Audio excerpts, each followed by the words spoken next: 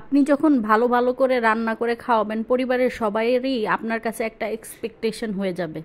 আর আপনারও মনে হবে যে না, আমি আজকে কি ভালো করে রান্না করে খাওয়াবো যাতে পরিবার তৃপ্তি নিয়ে খেতে পারে। আসসালামু আলাইকুম। আজকে আমি সেরকমই একটা আইডিয়া নিয়ে সুন্দর একটা নতুন রেসিপি নিয়ে হাজির হলাম আপনাদের মাঝে। তো এইখানে ছিল, প্রথমে আমি যে যে মশলাগুলো নিচ্ছি সেগুলো আগে দেখিয়ে দিলাম।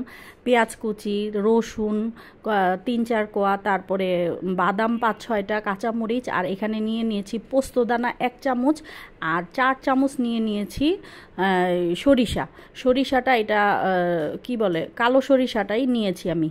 তারপরে সুন্দর করে সরিষাটা ভালো করে ধুয়ে নেবেন, কারণ এটাতে প্রচুর বালি থাকে, তাই ভালো করে ধুয়ে নিতে হবে। তারপরে একটা ব্লেন্ডার জারে আমি এই সবগুলো মশলা একসাথে একদম মিহি একটা ব্লেন্ড করে নিব।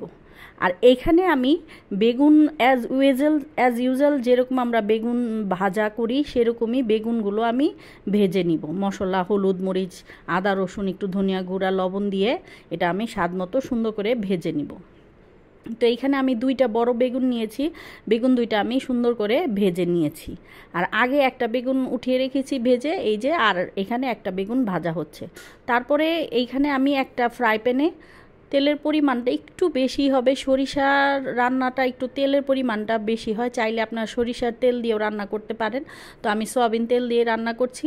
তারপরে প্যানে তেলটা ভালো করে গরম করে সেই পেস্টটা, ব্লেন্ডার জারের পেস্টটা দিয়ে ভালো করে কষিয়ে, তারপরে ব্লেন্ডার জারে একটু পানি দিয়ে আবার সেই মশলাটা দিয়ে আমি কিছুক্ষণ সময় নিয়ে এটা কষিয়ে নিব। যেহেতু এখানে বাদাম আছে, পোস্ত দানা আছে, সরিষা আছে, কাঁচামরিচ আছে, একটু রসুন আছে, পেঁয়াজ আছে, এই জন্য আমাকে এটা ভালো করে কষিয়ে তেল ছেড়ে দিবে। তার মধ্যে আমি আদা, রসুন, হলুদের গুঁড়া আর লবণ দিয়ে এটা একটু ভালো করে আগে মিক্স করে নিব। মিক্স করে তারপরে এখানে আমি মরিচের গুঁড়াটা দিয়ে ভালো করে এটা কষিয়ে নিব।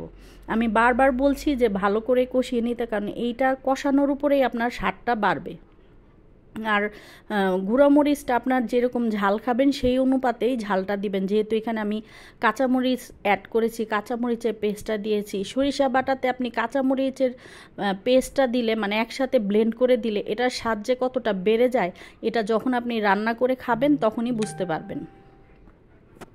তারপরে মরিচটা দিয়ে ভালো করে আমি এটা কষিয়ে নিব।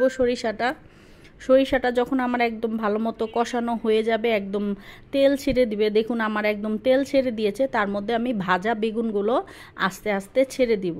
বেগুনটা ছাড়ার সময় ভাজা বেগুনগুলো একটু সাবধানতা খেয়াল রাখতে হবে যাতে বেগুনগুলো ভেঙে না যায়।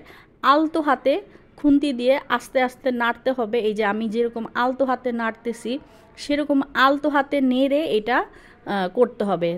আর না হলে কড়াইটা হাত দিয়ে বারবার ঘুরিয়ে ঘুরিয়ে নাড়াচাড়া করতে হবে যাতে সুন্দর মতো এটা হয়ে যায়। তারপরে ঢাকনা দিয়ে কিছু সময় ঢেকে একদম যখন একটা শুকিয়ে তেল বেরোয় আসবে, একদম গ্রান ফ্লেভার বেরোয় আসবে, হয়ে যাবে রান্না।